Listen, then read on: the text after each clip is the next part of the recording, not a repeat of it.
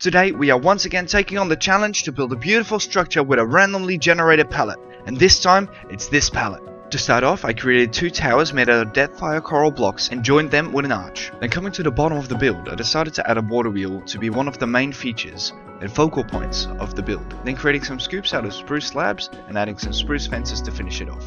Then coming back with some world edit tools, I decided to add a gradient with our palette to the towers left and right, as well as the bridge. Then using an airbrush, I decided to make some holes in the towers to create a bit of a weathered feel, like it's been there for a long time and it's kind of a ruin. And to add to the aesthetic, I decided to add some fences as scaffolding blocks to make it look like it's being built up again. We of course want a way to use the energy that the water wheel would produce to turn that into energy that we can use for the structures that are above. I decided to do this by using cogwheels and bands to make them all connected to make it look really nice and industrial. And after fiddling around with world edit for quite a bit, and I found out that I can use white banners to make it look like this, I knew we were on the right track. Then coming to the first banister we made, I decided to delete the bottom one and create a bit of a lower one, just to create some more space for the structure that I would put on top. Then grabbing up white stained glass from our palette, I decided to add in a window right here. And then of course we need some extra detail. To do this, I decided to split the window in half and grab some spruce fence gates to just give it a little bit more extra detail. Then, to create a roof, we are coming over top with some stone slabs together with some cobblestone slabs later on to create a beautiful slanted roof that will make a perfect place for a big industrial chimney like this one.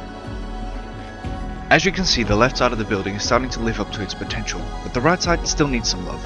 So what we're going to do is we're going to plan out the structure right here with some stripped spruce logs to figure out the shapes as well as the shape of the roof that we're going to put in right now. And as you can see, it really balances out the build when we have a little bit more extra on the right. Then I decided to add some upside down and right upstairs just to add a little bit more detail and depth into the tower. But I still felt like there was something missing, so what better to add than another chimney. I ended up coming back to both of them to add hay bales under the campfires just to have that little bit of extra smoke. And then as you can see, I decided that I wasn't happy with the right side and it needed an extra panel, so I added an extra one in just like this. And then I wanted to create some kind of pulley system, so I did as well, together with some grindstones and some chains. And then you might say, wait, stay, you forgot about the white terracotta blocks.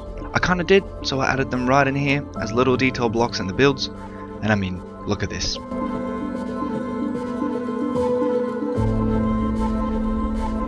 I'm so incredibly happy with how this turned out. If you like it too, make sure to like and subscribe, and I'll see you in the next one.